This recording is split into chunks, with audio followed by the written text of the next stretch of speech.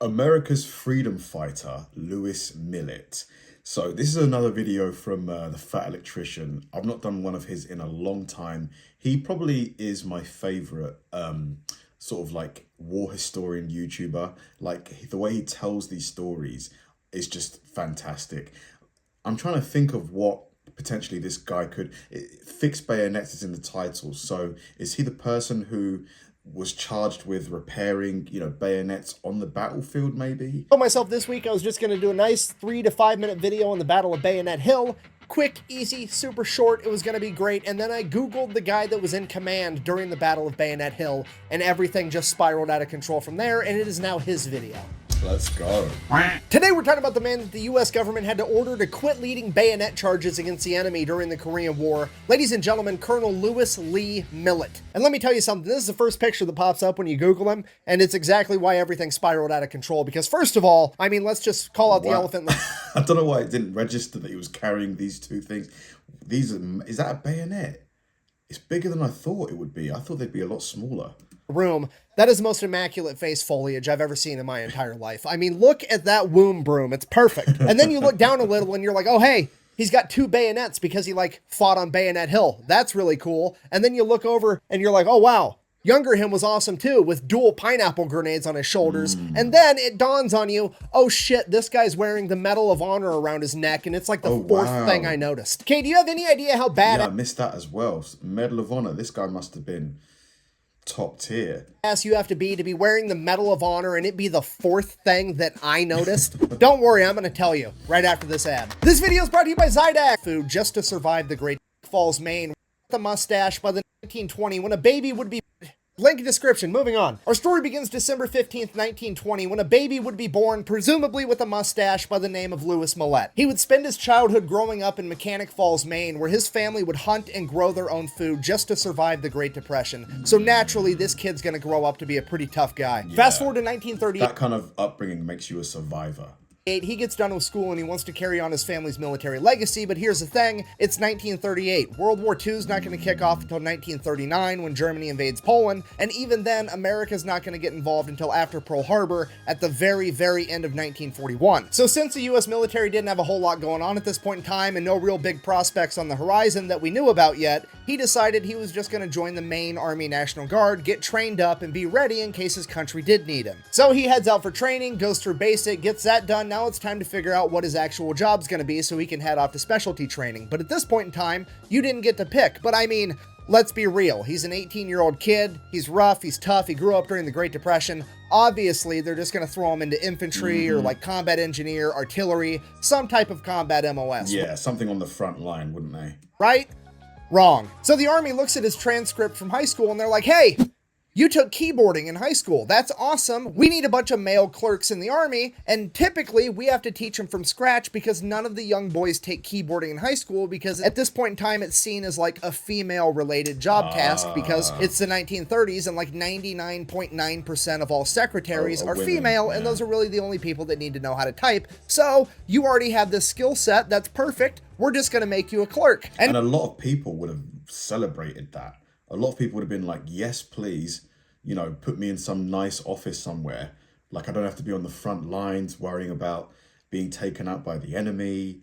Now Millet's pissed off because he has zero interest in being a clerk. He's never had an interest in keyboarding. The only reason he took that class in high school is because that's where all the future hot secretaries were, and that mustache isn't going to sit on itself, now is it? So obviously Millet gets told, hey, the Army doesn't really care what you want, you're going to clerk school anyways, so he goes, knocks it out because, well, he already knows how to type, it's not that big of a deal. Gets back home, it's now 1939. All the news starts coming out that Germany has invaded Poland, Jewish people are fleeing Germany due to increasing mistreatment, and he sees that war is coming on the horizon. And he absolutely does not want to be stuck being a clerk in World War II. So he decides that he's going to ditch the National Guard and he's going to join the full-time Army Air Corps, which at this point in time is the equivalent of the Air Force. So he pretty much immediately gets turned around and heads right back to training. Thankfully, he's already done basic training, so now he just goes straight to gunnery school. He gets done with that. It's now 1940, and he is chomping at the bit to get involved with this war. And Millet's absolutely the odd man out with this because Pearl Harbor hasn't happened yet, and the vast majority of America wants absolutely nothing to do with another European war after World War I. Millet doesn't just want to get involved because he's some crazy warmonger that thinks it's going to be fun. He actually truly believes that fighting in World War II is the right thing to do. I mentioned that his family had a proud military history, and it goes all the way back. His ancestors came over to America as indentured servants, where they basically worked as slaves for 7 years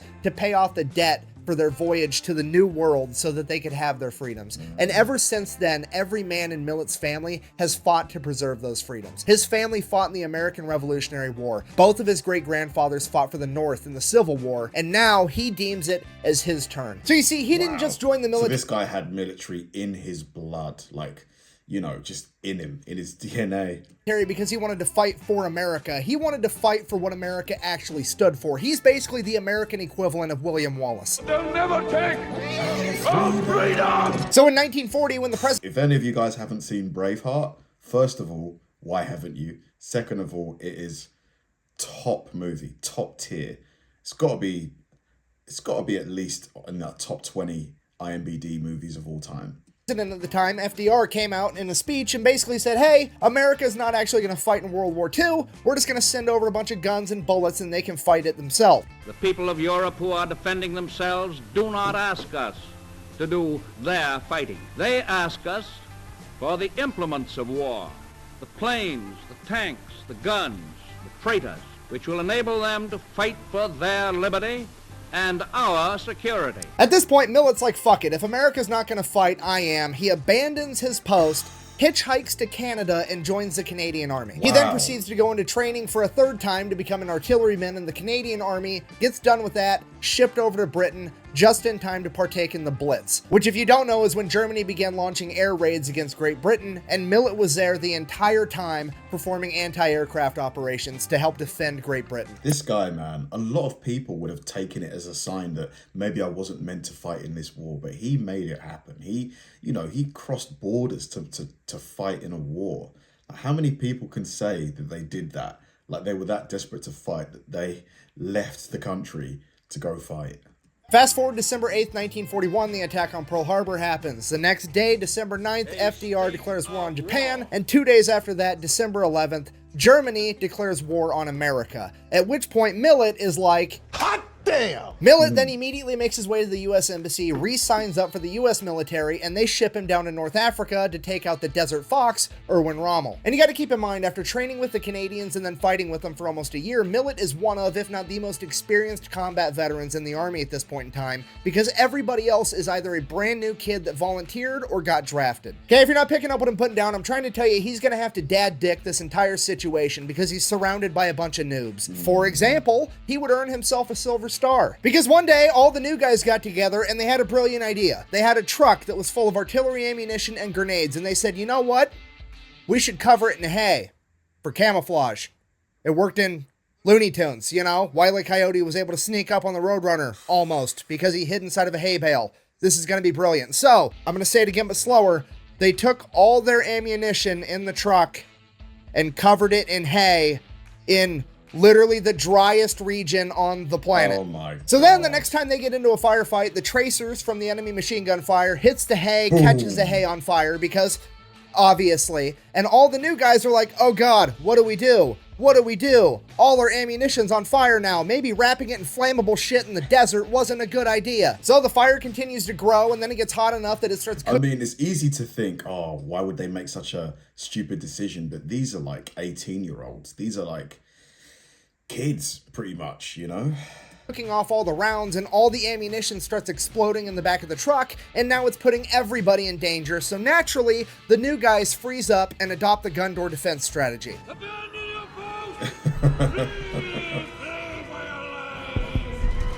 So then Sergeant Millet at this point is just watching this utter chaos unfold like, goddamn kids. So he gets up, he runs over to the truck, jumps inside, starts it, floors it. He just takes off towards the enemy. All the ammunition in the back is exploding behind him. This is complete chaos. He gets up to speed, opens the door, and bails out and just lets the truck go towards the enemy, and the entire thing ends up blowing up. Millet then crawls his way back in the middle of this firefight, gets back to his men, and they continue to fight because he has effectively saved himself and a bunch of other people. You know, typical Big Beard behavior. Prepare for battle! And that's just one example. He also earned a Bronze Star when his convoy got attacked by a Messerschmitt that dropped down to do a strafing run and shoot everybody with machine guns, and everybody ran away, per usual, and he has to run over. He jumps on the anti-aircraft gun on the back of a half-track, and he ends up shooting down a German Messerschmitt, which is an unbelievable thing to pull off. He then continues to fight all the way through the rest of North Africa, pushing the enemy out of the entire continent, and now it's time for him to go fight in Italy. Man, the mentality of somebody like him, you know, to do these sorts of like things, like again and again and again, no fear. Like, do you reckon he had fear and he was just able to silence it? Or he just literally has no fear? Because these are such dangerous situations. Like on any given day, at any given moment, a stray bullet could take him out. But, you know, that didn't stop him. He participates in 4 amphibious landings at the Battle of Anzio and Salerno. Then, after 6 months of fighting in Italy and 6 months of fighting all the way through North Africa, his paperwork finally catches up to him, and the big army's like, hey, you deserted your post like 2.5 years ago. You're fired.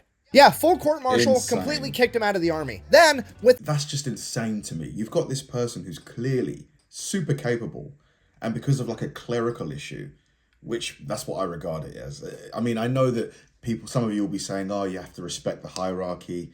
I get that, but he's clearly good at what he's doing.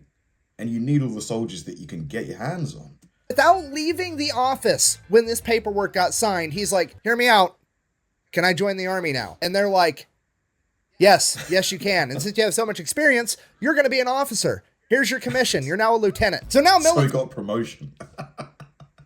kind of pumped. This whole thing was just a bunch of bureaucratic paperwork BS, and he got a promotion out of the deal. We're good to go. Everything's awesome. Then the army, sensing happiness somewhere, decided that they had to destroy it. They jump in and they're like, hey, we're going to take all of your leave. You're not allowed to have leave ever again. We're taking all of it away. To which Millet kind of responded, I really don't care. Go ahead. The only time I've taken leave is when I left my post, joined the Canadian Army so I could get to this war sooner. I'm exactly where I want to be. Take all the leave. I do not care. To which the Army's like, we're going to fine you $52. And when you adjust for inflation, $52 back then is like $1,000 by today's. Jeez, just leave the guy alone. Just let him do his job.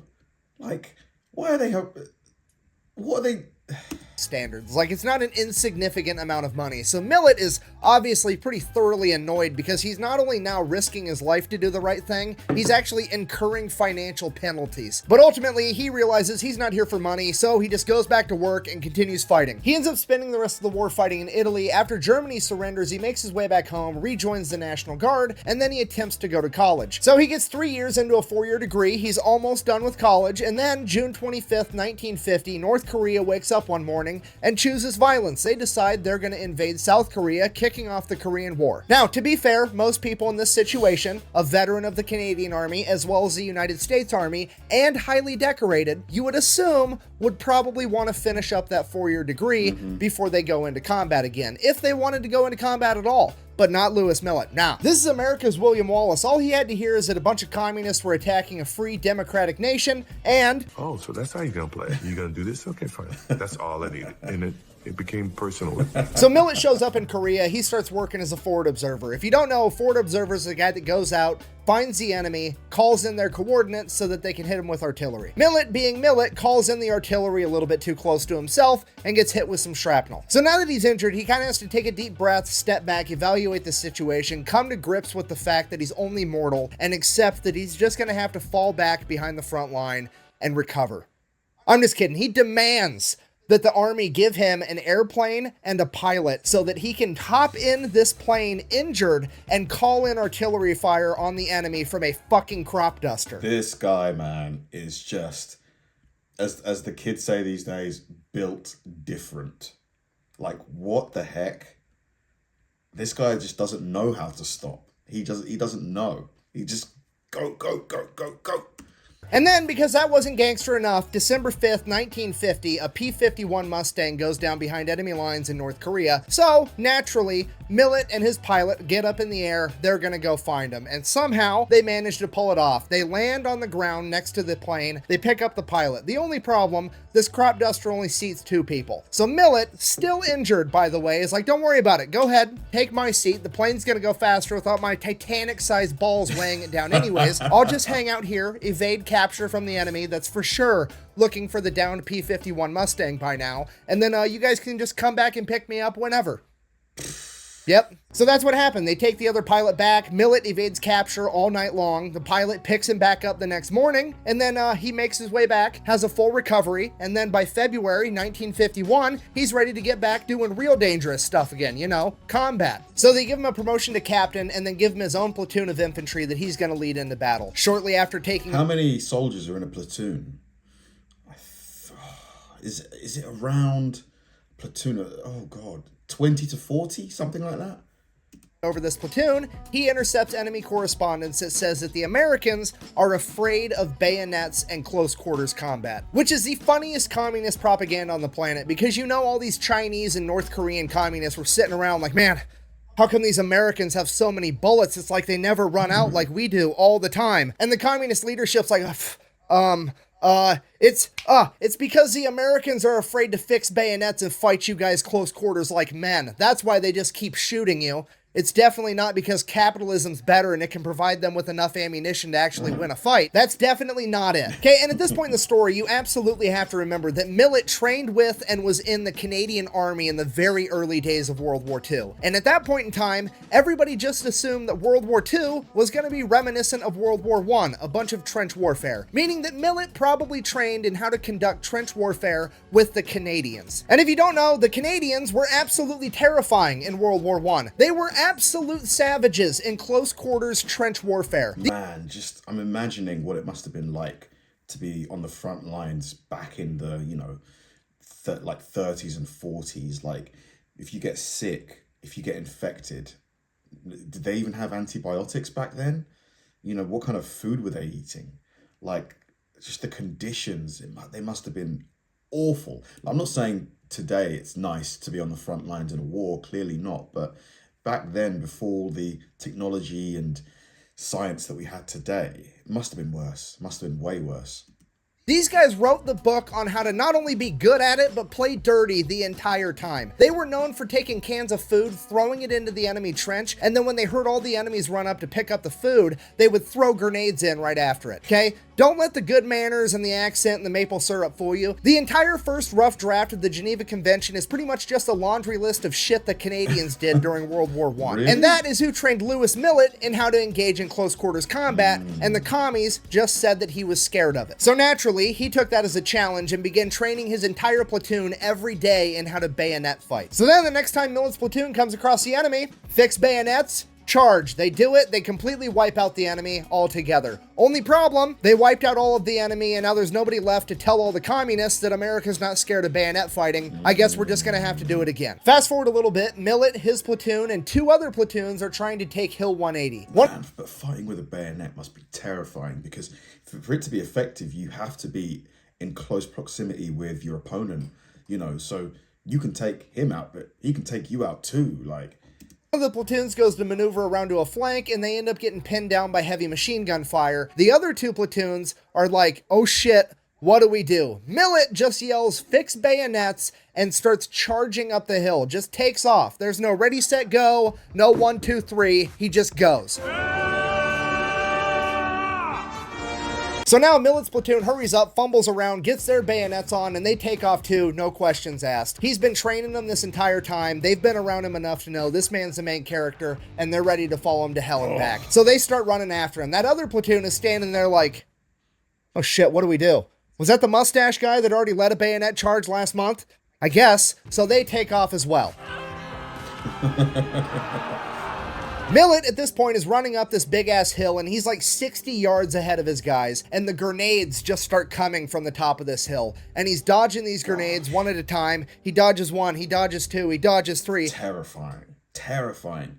If you don't miss, if you don't dodge just one, that's enough to either take you out or leave you massively damaged. And then his men behind him start trying to throw grenades up the hill, and they do. They throw them way past him, but they start rolling down the hill towards him. So now he's dodging grenades from behind him and from in front of him. Eventually, like the 9th one ends up getting a lucky shot, hits him in the shins with some shrapnel, but kind of busy. I'll worry about that later. He continues to charge up the hill. Him and his men end up pushing back 300 communists off this hill and forcing them to retreat, completely fracturing their line. When the smoke settles, there's over 100 dead communists, 30 of them by bayonet. Now at this point, Millet needs to get medevaced, but he's got a couple things he has to do first. He's A, got to make sure that his men are squared away. He's not leaving until he makes sure of that. And then B, he's got to go over to what used to be the enemy commander and leave a bayonet in his chest with a letter that says compliments of Easy Company. So Millet gets medevaced, goes back, takes about a month off, gets fixed up. Hold on, Easy Company?